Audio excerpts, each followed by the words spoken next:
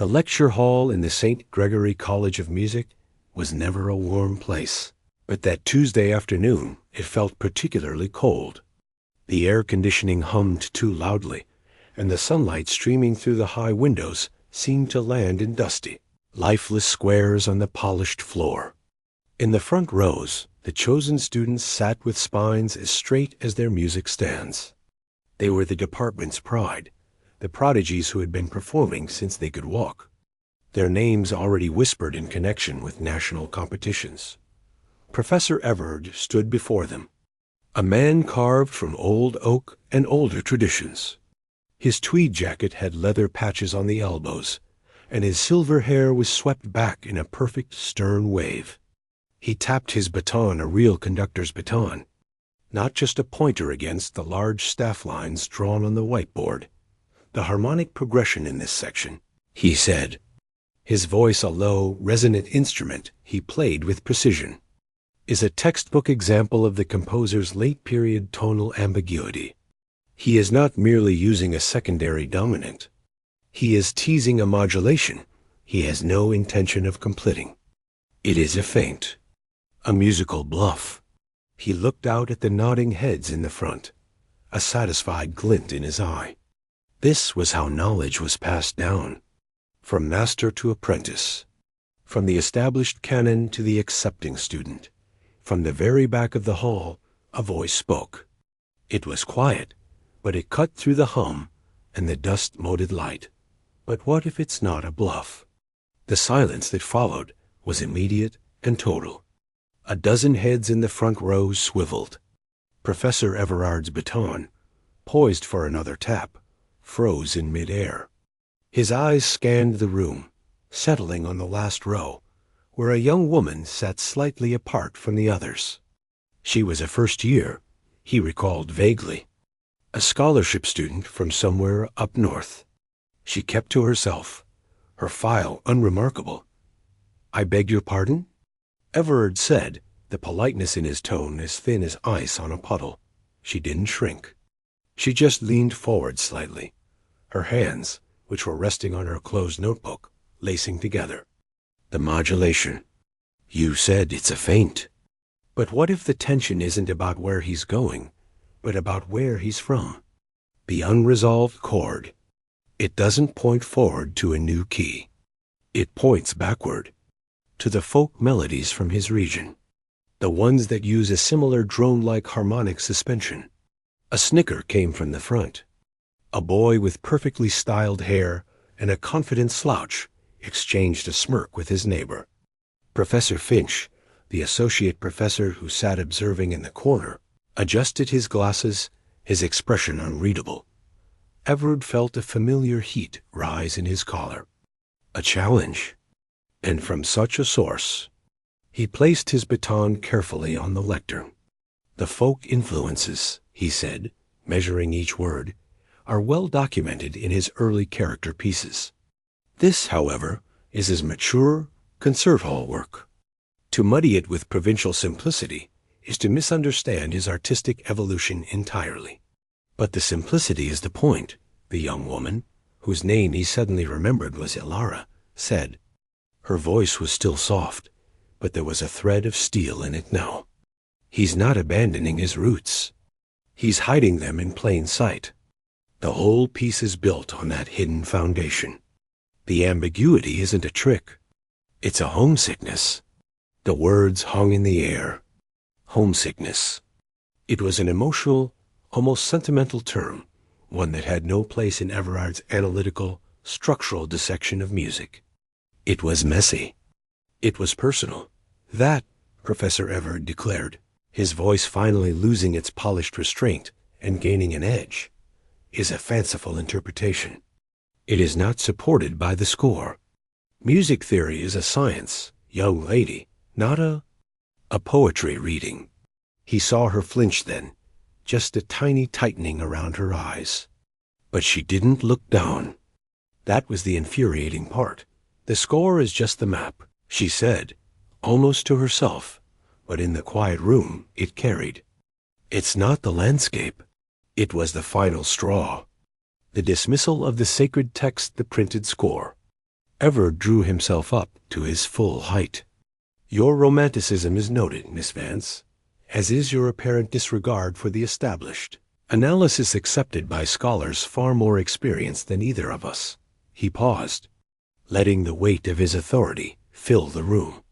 The prodigies in the front sat even taller, basking in the reflected certainty.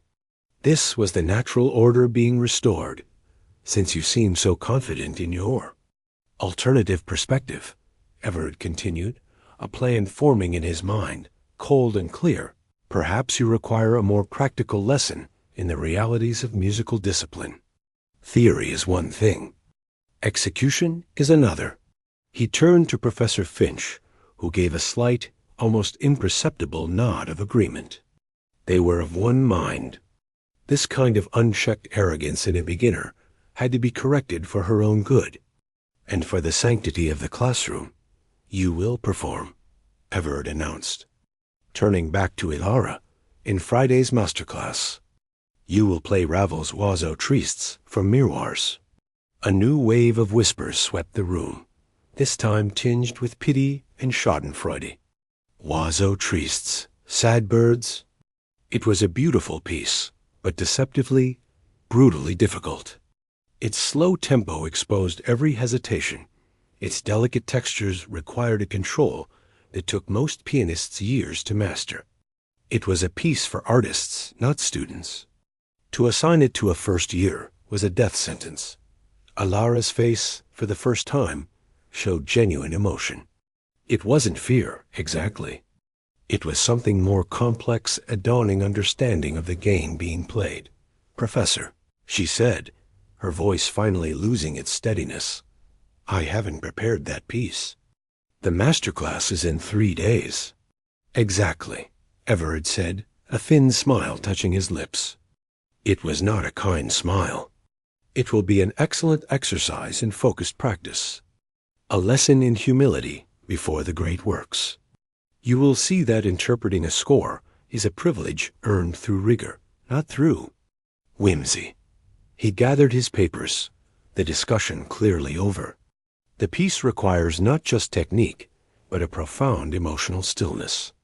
A maturity I suspect you will find elusive under pressure. Consider it a corrective exercise. Friday, 4 p.m. We will all be most interested to hear your homesick interpretation." The class was dismissed.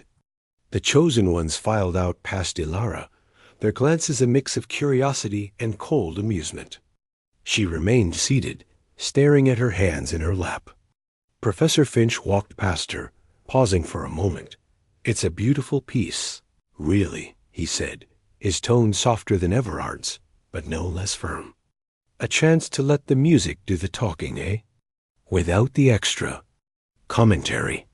When they were both gone, and the hall was empty save for the ghost of the confrontation, Ilara finally stood. She walked to the grand piano sitting on the stage, its lid closed. She didn't open it. She just placed her fingertips lightly on the polished wood, as if feeling for a heartbeat dot in his office down the hall. Professor Everard poured himself a small glass of water. He felt a twinge of something, not guilt, never guilt, but a sense of paternal responsibility. It was a harsh lesson, yes, but sometimes the young tree needed to be pruned back sharply to grow straight and strong. She would struggle, she would falter publicly on Friday, and in that faltering she would learn respect. Respect for the music, for the hierarchy, for the hard-won knowledge of those who came before her. It was, he told himself, for her own good. He had no idea that the piece he had just assigned was not a mountain he was forcing a novice to climb, but a pebble he had thrown at a giant. He had heard the words she'd spoken, but he had not truly listened. And so, he remained entirely unaware that the quiet young woman, now leaving the silent lecture hall, her footsteps echoing softly, was not walking toward a humiliation, but toward a long-delayed and inevitable revelation. The news, as such things do, traveled through the music department not like a fire, but like a slow, creeping fog. It seeped under practice room doors, and swirled in the hallways between classes. By Wednesday morning, everyone seemed to know about the first-year student who had talked back to Professor Everard and her impossible punishment. Ilara became a ghost in the machine of the department. She was seen, but no longer heard. In the cafeteria, she sat alone with a notebook, not eating, just scribbling. In the library, she would be in the farthest carrel, surrounded by heavy, old scores. But mostly, she was in the practice wing. The practice wing was a long, fluorescent-lit hallway lined with small, boxy rooms, each with a piano, a chair, and just enough space for dreams and frustrations. The air always smelled of dust, old wood, and anxious sweat. The best rooms, the bigger ones with the newer pianos, were always booked by the advanced students. The ones with the confident strides and leather music bags. Ilara's room was at the very end, next to the fire exit. It had an upright piano that was slightly out of tune in the upper register. People walked past her door. Sometimes they would slow down, expecting to hear the halting, clumsy strains of Ravel's Oiseaux Tristes. They expected the sound of struggle-wrong notes, broken rhythms, the sigh of someone in over their head, but they heard nothing, or almost nothing. Sometimes there would be a single chord held for a long time, then silence, then a run of notes, so fast it was just a blur of sound. But it wasn't the Ravel. It was something else, something technically dizzying that would stop as abruptly as it started. It was frustratingly inconclusive. On Wednesday afternoon, Professor Everard had a reason to be in the practice wing. He was looking for his star pupil, the one with the styled hair, to discuss his upcoming jury piece. As he walked down the hall, he passed Ilara's room. He saw her through the small wired glass window. She was not playing. She was sitting perfectly still on the bench, her back to the door, her hands resting in her lap. The score for Oiseaux Tristes was open on the piano stand, but she wasn't looking at it. She was just staring at the keys, motionless, as if the piano were a difficult puzzle she couldn't solve. Everard paused. He watched her for a full minute. She didn't move. A deep sense of paternal, if stern, satisfaction settled over him. This was the first stage, the overwhelming stage. The piece was doing its work. It was showing her its scale, its depth, and she was properly daunted. Her earlier bravado was gone, replaced by this quiet, stunned reverence. Good. This was necessary. She was beginning to understand the gap between theory and practice. He nodded to himself and walked on, his belief in the lesson confirmed. A little later, Professor Finch walked by. He saw the same thing, the still figure, the silent piano. He was a kinder man in his own mind, and he felt a slight pang. Perhaps it was too harsh. But then he remembered the defiance in her voice, the dismissal of their scholarship. Discipline was a form of care, he reminded himself. She would thank them later, when she was a better musician for it. He adjusted his glasses and moved along. They had both seen the same picture and painted the same story over it, a defeated student finally learning her place. They had not noticed what was actually on the music stand. If either had opened the door, they would have seen that the pages were not Ravel's miroirs at all. They were for a different piece altogether. The notation was a terrifying forest of black notes, trills, and dynamic markings that screamed and whispered on the same line. The title at the top of the page was Gaspard de la Nuit, and it was not just any piece from that set. It was the third and final movement. Scarbo, the only person who did notice, was Ilara's roommate. She was a jazz studies major who played a mean saxophone and lived in a world of improvisation and cool, off-kilter rhythms. She found Ilara in their dorm room that evening, sitting on the floor with her back against her bed, eyes closed, her fingers moving silently on the carpet as if feeling imaginary keys. So, the buzz is you're walking the plank on Friday. the roommate said, dropping her bag. Sad birds, huh? Nasty choice. Slow and brutal. Like watching someone try to thread a needle during an earthquake. Alara opened her eyes and gave a small, tired smile. Something like that. Heard you practicing. Or, not practicing. What's with the crazy runs? Sounded like you were trying to summon a demon, not chirp like a sad bird. Alara looked at her hands. Just warming up the fingers. Getting the feel back. The feel for what? That didn't sound like Ravel. The roommate flopped onto her own bed. Sounded like that crazy piece? What's it called? The one that's supposed to be impossible. Gaspard something. Alara was silent for a long moment. Then she said, very quietly, maybe. The roommate sat up, her eyes wide. No way, you're messing with me. You're supposed to be learning the bird piece. Why are you even looking at that? That's like training for a marathon by trying to climb Mount Everest first. Alara shrugged, a gesture that seemed to carry the weight of the world. Oiseaux tristes. It's about stillness. Interior stillness. You can't just jump into that. Your mind has to be so quiet. After you've burned everything else out. Scarbo. It burns everything out. Her roommate stared at her. The words were strange, but the conviction behind them was absolute. This wasn't the panic of a drowning student. This was the focused, almost mystical ritual of an athlete or a monk. You talk about it like you know it, like you've played it before. Alara didn't answer. She just went back to looking at her hands, her fingers still tracing phantom patterns on the carpet dot the next day. Thursday, the fog of gossip thickened. In the theory class, Alara was a non-presence. She didn't speak. She barely seemed to breathe. The other students had already written the ending to her story. They discussed it in hushed tones over coffee.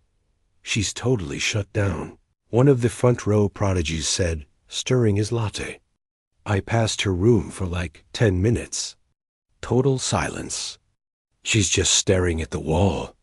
Everard destroyed her, another said, not without a hint of relish. You don't challenge a professor like that. You just don't. Now she has to perform a piece she can't play in front of everyone. It's going to be a car crash. Finch was in there yesterday, looking all concerned, a third added. But he agreed to it. They're making an example of her. Stay in your lane, scholarship kid. Their picture of her was complete, proud, humbled, and now utterly broken by the machinery of the institution. It was a tidy, satisfying narrative. It reinforced their own place in the world. What they didn't see was the ferocious work happening in the silence. They didn't see the mental practice, the years of muscle memory being woken up from a deep sleep. They didn't understand that for some people, the instrument isn't just in the hands, but in the mind and the soul. Alara was not learning Scarbo. She was remembering it. She was revisiting an old, formidable friend, one she had put away a long time ago for a reason. She was also, in her own way, grieving. The quiet anonymity she had come here for was crumbling. She had wanted to be a student, just a student. To study music history, to understand the why behind the what, to be normal. The piano had been a part of her, but a part she had tried to put in a glass case. Now these two men, with their punitive lesson, were smashing the glass. On Thursday evening, Professor Finch walked home, his mind on the upcoming master class. He thought about the still figure in the practice room. He hoped, genuinely, that she would at least get through the first page cleanly. Maybe the experience, however painful, would instill a valuable humility. He believed deeply in the system, in the progression from student to artist under wise guidance. He was sure they were guiding her, even if the path was steep. He had no idea that the system was about to meet something it couldn't guide, something it couldn't even comprehend. He had mistaken a deep, still lake for a shallow puddle.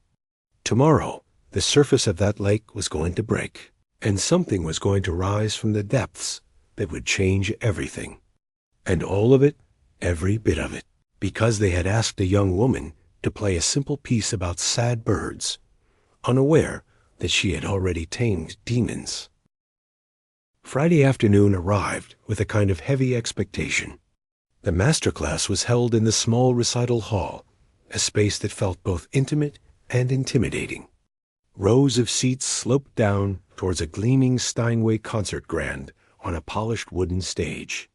The lights were bright, hot, leaving the back of the hall in shadow. The room was full. Word had spread beyond the theory class. Other professors had come curious. Students filled the seats, not just the front row prodigies, but others from different years, drawn by the rumor of the coming train wreck. There was a low hum of conversation, a rustling of programs. The air smelled of lemon polish and old paper. Professor Everard sat in the front row, off to the side, with Professor Finch beside him. Everard looked stern, composed, a king in his court. Finch fidgeted with his glasses, cleaning them on his sleeve more than once. He kept glancing at the empty stage. Alara was backstage, in a tiny green room that was really just a closet with a mirror. She could hear the muffled sounds of the audience. The student before her, a talented second-year violinist, was finishing his piece. The polite, practiced applause that followed sounded like distant rain. Her roommate found her there. "Hey, you ready to, do the thing?" She looked anxious, more anxious than Alara did. Alara was looking at her own reflection, but not in a vain way. She was looking at the person she saw there, as if checking to see if she was still present. She wore simple black pants and a plain black shirt. Nothing that drew attention. She nodded slowly. "I'm ready. You're not playing the bird piece, are you?" The roommate whispered, even though they were alone. Alara just looked at her, and in that look was an answer more profound than words. It was an acknowledgement of a shared secret, and a resignation to what was about to happen. The roommate's eyes widened. She opened her mouth to say something else, but then closed it. She just reached out and squeezed Alara's shoulder quickly. Before ducking back out, Professor Finch's voice came over the small speaker in the room. "Next, we will hear from our first-year student, performing Ravel's Oiseaux Tristes." The applause this time was different. It was thinner, scattered with pockets of awkward silence. It was the sound of an audience bracing itself. Alara walked out. Her steps were quiet, measured. She didn't look at the audience. She didn't look at Everard or Finch. She walked straight to the piano. The Steinway was a beast, a beautiful, glossy black beast. For a moment, she just stood beside it, her hand resting lightly on its curved side, as if listening for its heartbeat. Then she sat. She adjusted the bench. It took a few moments. She moved it slightly forward, then a tiny bit back. She placed her feet. She closed her eyes and took a breath that was deep and slow. The hall was utterly silent now. You could hear the creak of a chair somewhere far back. The anticipation was a physical thing, thick and prickly. Professor Everard leaned over to Finch. "Stage fright," he murmured, almost kindly. "It's to be expected. The piece will ground her." Alara opened her eyes. They were clear, focused, but on something far beyond the walls of the room. Her hands came up, hovered over the keys. And then she began. But the first sound that came out was not the soft, mournful, single note that begins Oiseaux Tristes. It was a low, rumbling, dissonant cluster of notes from the piano's bass. It was a growl from the depths of the instrument. It was ugly, unsettling, and technically complex. A jolt went through the audience. People exchanged confused glances. Was this some kind of avant-garde introduction she'd written? A mistake? Then her right hand flew in, a terrifying flurry of high, skittering notes that sounded like laughter, or like claws scratching on glass. It was chaotic, brilliant, and incredibly, inhumanly fast. Professor Everard sat up straight, his brow furrowed. This was not Ravel. This was not anything he had assigned. His first instinct was outrage. She was defying him again, right here on stage. He half rose from his seat, intending to stop this nonsense, but he didn't. His body froze. Because what was happening at the piano was not nonsense. The two hands came together, the left hand now a relentless rhythmic pulse of menace, the right hand weaving insane, intricate patterns above it. The music was dark, narrative, full of goblins and shifting shadows. It was Scarbo, the impossible piece. The piece that even seasoned professionals approached with fear and awe. The shock in the room transformed. It melted from confusion into a sort of collective, breathless disbelief. The prodigies in the front row, who knew exactly what they were hearing, had their mouths slightly open. One of them, the boy with the styled hair, had gone perfectly pale. Ilara was not just playing the notes. She was becoming a vessel for them. Her body was still at the core, a calm center in a hurricane of motion, but her arms and hands were a blur.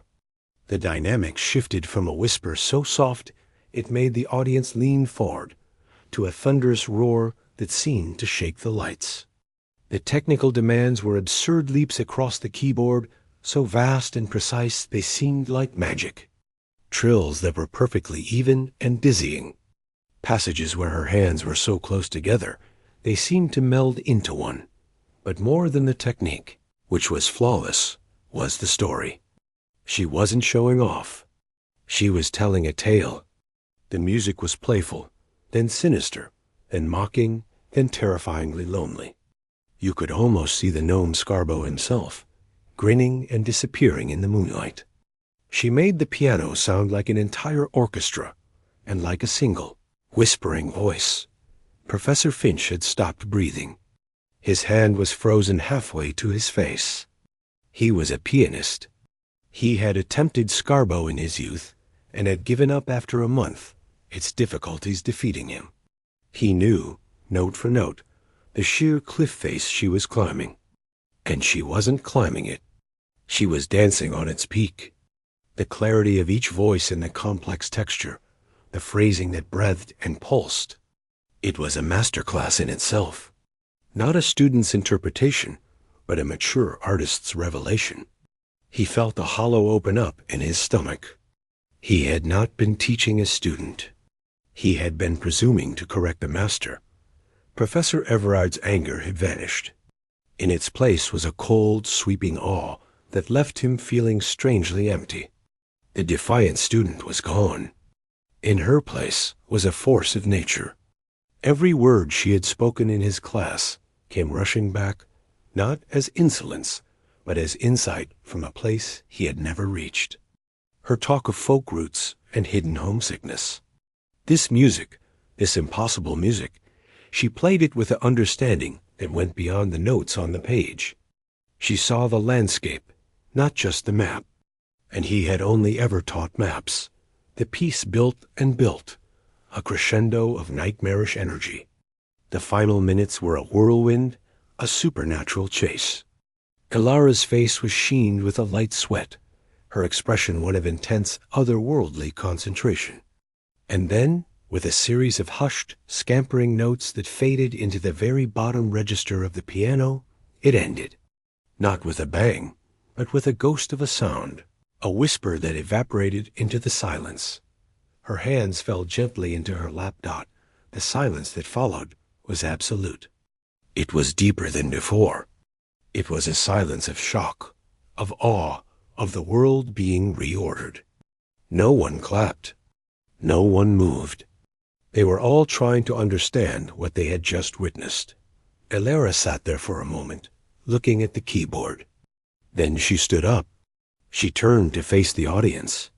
Her expression was unreadable, not triumphant, not scared. It was simply, present Gott. She gave a small, almost formal nod.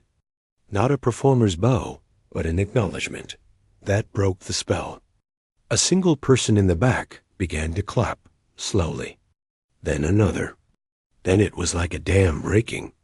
The applause exploded, not polite this time, but wild, standing, thunderous. The other students were on their feet, their faces alight with a kind of exhilarated shock. The professors stood too, slower, their applause more measured, but no less profound through the roaring sound. Ilara's eyes found Professor Everard's. He was still sitting, though Finch was now standing beside him. For a long second, they looked at each other. In his eyes, she saw the crumbling of a wall, the collapse of certainty. In hers, he saw no gloating, no victory. He saw only a quiet, weary truth. She turned and walked off the stage, leaving the storm of applause behind her. The sound followed her into the wings, a tidal wave she had created, but no longer wanted. She had done what they asked. She had played a piece. They just hadn't known which one. In the hall, the applause finally began to subside into a chaotic buzz of voices, excited, disbelieving. Professor Everard remained in his seat, staring at the empty piano bench. The lesson was over. But he was the one who had been taught, and the curriculum was one of devastating humility. He had compelled a young woman to play a difficult piece, unaware that she was a genius. And now everyone knew. The applause finally died, leaving a ringing silence in its wake. The air in the recital hall felt charged, used up. Students filed out in hushed, urgent clusters, their whispers sounding like leaves rustling in a gale. The event was over, but nothing was finished. Professor Everard did not move from his seat for a long time. He stared at the gleaming surface of the piano, now empty, as if it might hold an explanation. The polished wood reflected the stage lights, but it showed him only a blurred, distorted version of his own face. The confident lines he knew seemed to have sagged. Professor Finch finally touched his arm gently. We should probably. Everard nodded, the motion stiff. He stood, feeling strangely heavy, as if the air had turned to water. They walked out of the hall, not as the authorities they had been an hour before, but as two men caught in a slow-motion accident. The looks they got from lingering students were no longer looks of respect, but of pure, unvarnished curiosity. They were part of the story now, and not in the way they had imagined. The walk to Everard's office was silent. The usual sounds of the department scales from a practice room, a laugh from an open doorway felt distant, irrelevant. Finch closed the office door behind them, shutting out the world. The room was lined with books, scores, and framed certificates, a shrine to a lifetime of earned expertise. It felt like a museum now, a museum of a person who no longer existed. Everard didn't sit behind his desk. He went to the small window that looked out over the courtyard. He stood with his back to Finch, his hands clasped tightly behind him. What? He began, his voice rough. Just happened in there? Finch sank into a warm leather chair. He took off his glasses and pinched the bridge of his nose. She played Scarborough, Martin. She didn't just play it. She owned it. That wasn't a performance. That was a possession. I know what she played. Everard snapped, the frustration boiling over. He turned around, his face pale. I have ears. What I don't know is who she is, or what she is. A first-year student does not do that. It is not possible. There was a soft knock on the door. It opened before either could answer. Ilara stood there. She looked smaller than she had on stage, drained. The fierce concentration was gone, replaced by a deep, home-tired calm. She held a simple folder against her chest. You wanted to see me after the master class, she said quietly. It wasn't a question. Everard gestured vaguely to the other chair. She came in and sat, perching on the edge, her posture straight. The two professors looked at her, and for the first time, they truly saw her. not as a student ID number or a defiant voice in a back row, but as a person who contained a universe they had failed to perceive. It was Finch who spoke first, his tone gentle, bewildered. That was astonishing, truly, but why? Why that piece? We assigned Wazo Tristes. Galara looked down at her hands, resting on the folder in her lap. Her fingers were long and slender, but there were faint calluses on the tips. You assigned it as a punishment, she said, her voice even, without accusation. It was just a fact, to show me my place. But that piece? It's about a quiet sadness, a personal one. You can't play it under threat. You can only play it from a place of peace, or honesty. She looked up, first at Finch, then at Everard. I wasn't in a place of peace. I was angry. And Scarbo, it holds that kind of energy. The dark, technical energy. It was the right piece for how I felt. The honesty of it was disarming. Everard found his voice. Where did you learn to play like that? Who taught you? This was the heart of it. She opened the folder. Inside weren't sheets of music, but a few newspaper clippings, gone yellow at the edges, and a small, elegant program from a concert hall. She slid one clipping across the desk towards Everard. It was from an art section of a major newspaper, dated 7 years prior. The headline read, Young Phenom Stuns at International Kier Competition. There was a photo of a girl, about 12, with a serious face, holding a large trophy. Her hair was different, styled in neat curls, and she wore a formal dress. But the eyes were unmistakable. They were Ilara's eyes. Everard picked it up as if it were made of glass. He read a few lines aloud, his voice barely a whisper, displayed a maturity and technical command decades beyond her years. A rendition of Ravel's Gaspard l'Ennui that left the jury in tears. He put the clipping down. The name in the article was not the one on her student record. It was a stage name, a first name, and a middle name used professionally. You, he stated. It wasn't a question. I stopped when I was 15, she said, her words filling the stunned silence. The competitions, the tours, the expectation. It became a machine. I was good at being a prodigy. I wasn't sure I was good at being a person. I just wanted to be normal. To learn music, not just perform it. To understand it from the inside, not from a hotel room in a different city every week. She looked around the office, at the walls of knowledge. I came here because I thought I could hide. I thought I could just be a student. A name on a roster. I wanted to study musicology. To learn why we play what we play. The history. The context. Finch leaned forward, his face a mask of dawning horror and understanding. And we treated you like a novice. We tried to humble you. A faint, sad smile touched Ilara's lips. You saw a student questioning you. I was just thinking out loud. I've spent my life inside those scores. I've played them. You've spent your life analyzing them. I just thought the perspectives could talk to each other. I wasn't trying to disrespect you. She paused. But when you gave me that piece, as a lesson, it felt like the old machine starting up again. The machine that says jump and expects you to ask how high.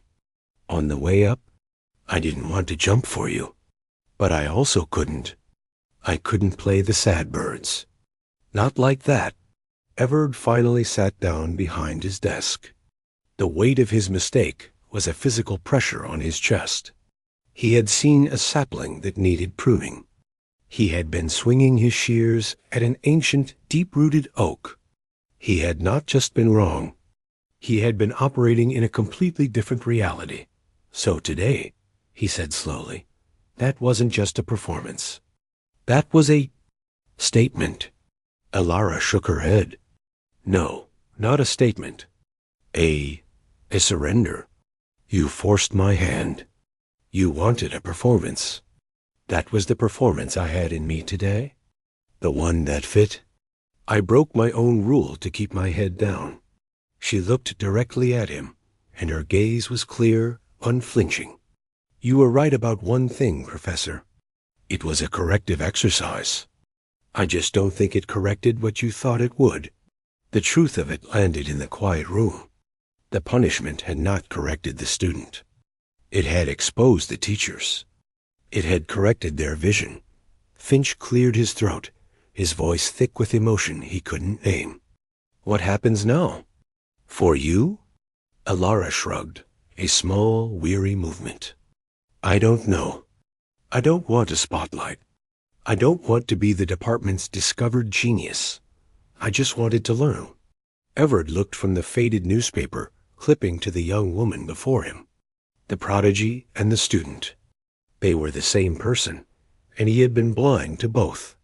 The arrogance of it tasted like ash. The department will want to celebrate this, Finch said haltingly. There will be recital offers. Press, maybe. I don't want any of that, Alara said, and there was a firmness there that brooked no argument. It was the same firmness she'd had when she spoke about the folk melodies. If I can't just be a student here, then I'll leave. The words hung in the air. The idea that this institution, which had just tried to punish her, might now lose her because of its own blundering, was a final, devastating twist of the knife. Everard looked out his window again. The world outside looked the same, but he knew it was irrevocably changed. He had built his career on discerning talent, on guiding it, and he had nearly crushed a once-in-a-generation talent under his heel, because it didn't present itself in the way he expected. He turned back to her. The stern professor was gone. In his place was just a man, humbled and trying to find the right words for the first time in a long time. Then you should be a student, he said, his voice low.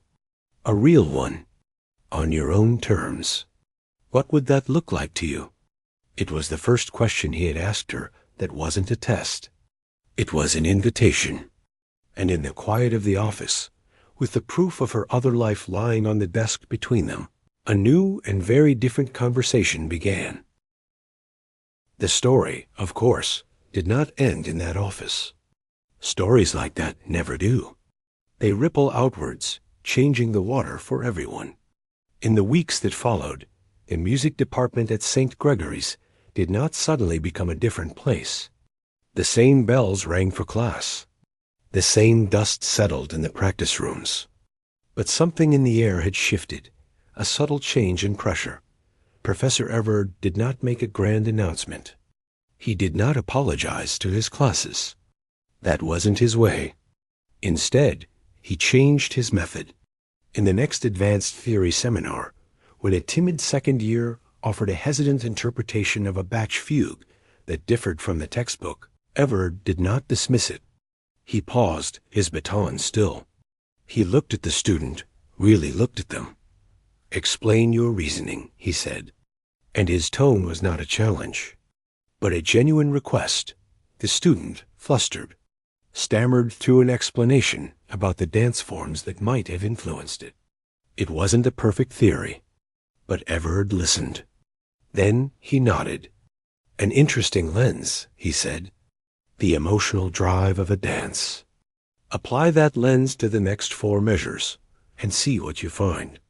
Report back next week. It wasn't a full endorsement, but it was an open door where before there had been a wall. The students noticed. The classroom became quieter, but the quiet was of focus, not fear. Professor Finch, in his own way, underwent a quieter revolution. He began spending less time in his office and more time in the practice wing, but not to police. He would listen at doors, not to judge, but to understand. He heard the struggle, the repetition, the moments of breakthrough. One afternoon, he heard a gifted but frustrated senior pounding out the same difficult passage of Chopin again and again, each time with more anger. Finch knocked gently and entered. The student braced for criticism. Instead, Finch sat on the spare stool. "The left hand," he said. "It's not just accompaniment there. It's the echo of the right hand's remorse. Try thinking of it as a shadow, not a foundation. Play just the left hand with that feeling."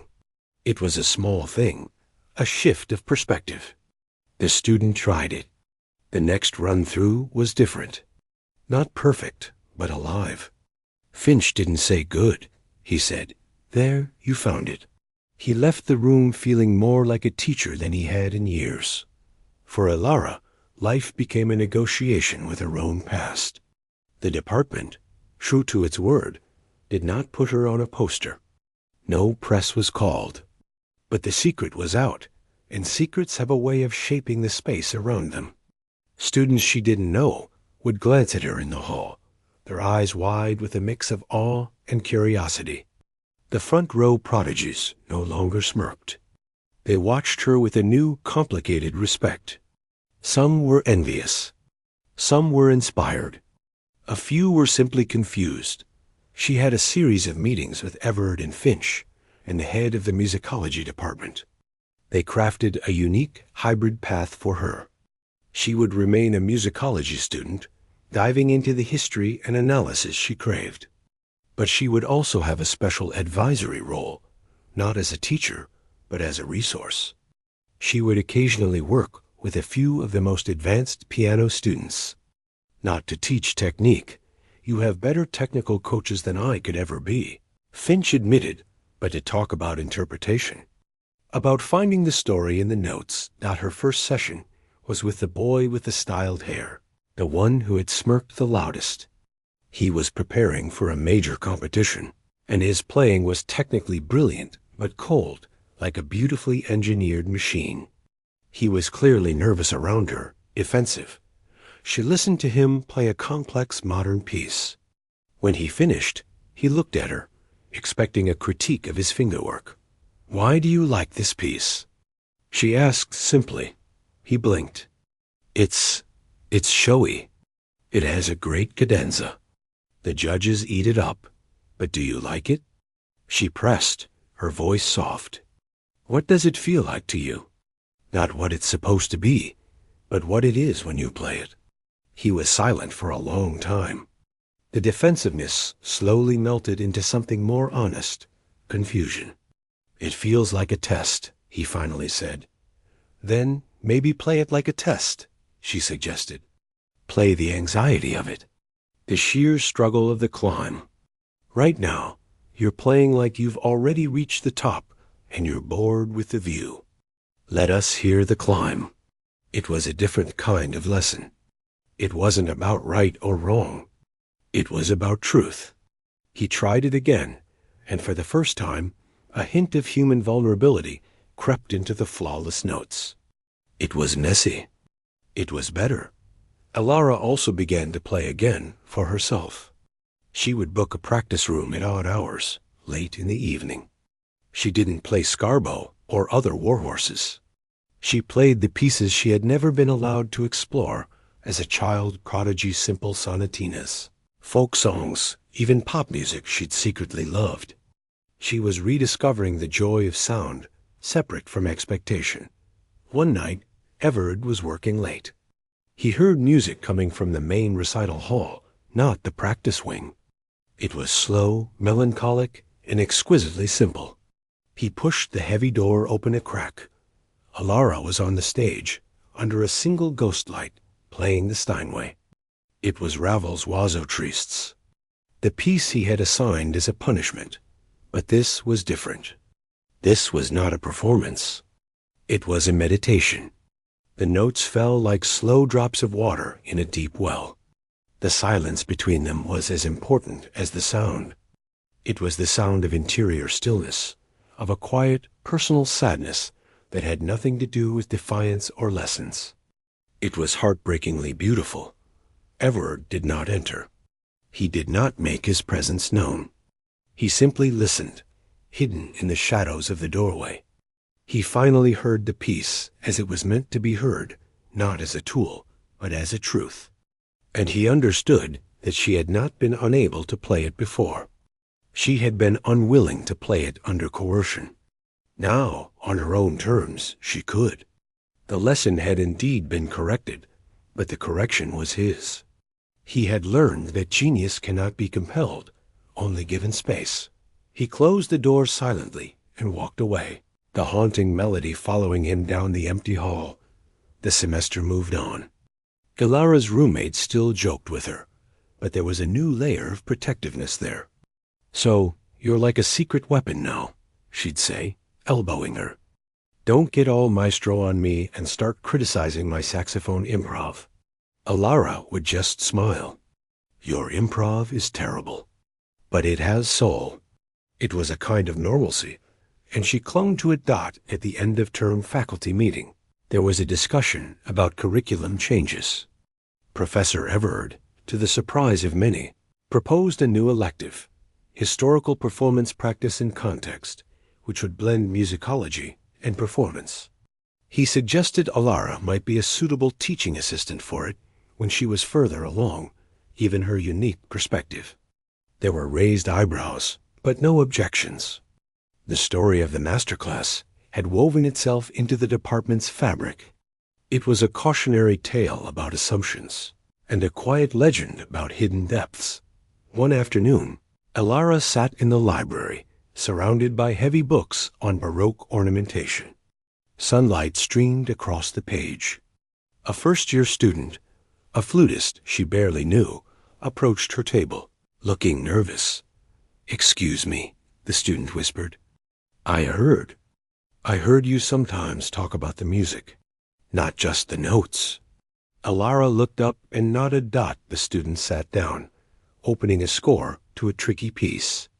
"This passage here, it's marked joyful, but every time I play it, it just sounds fast and squeaky. I can't find the joy." Alara looked at the music, then at the student's anxious face. She didn't reach for the flute. She pointed to the notes on the page. "Tell me what you think joy sounds like," she said. "Not in music, just in life." The conversation that followed had nothing to do with fingering or breath control. It was about feeling. It was the kind of conversation she had once wanted to have in a theory class and had been punished for. Later, walking back to her dorm, she passed the open door of a practice room. Inside, a piano student was wrestling with a difficult rhythm. She paused, listening. Then she knocked and leaned in. "Try thinking of it in 2 against 3, she said softly. "Like your left hand is walking and your right hand is skipping." She didn't wait for a thank you. She just continued on her way. The door to the practice room, which had always been closed before, remained open after that, letting the sound mingle with the sounds of the hallway. It was a small thing, but in a place built on isolation and judgment, it felt like the beginning of something new. Alara had not set out to change the department. She had only wanted to be a student within it. But by insisting on her whole, complex self, the scholar and the prodigy, she had, quietly, opened a door for others to do the same. The music, after all, was always about more than just the notes.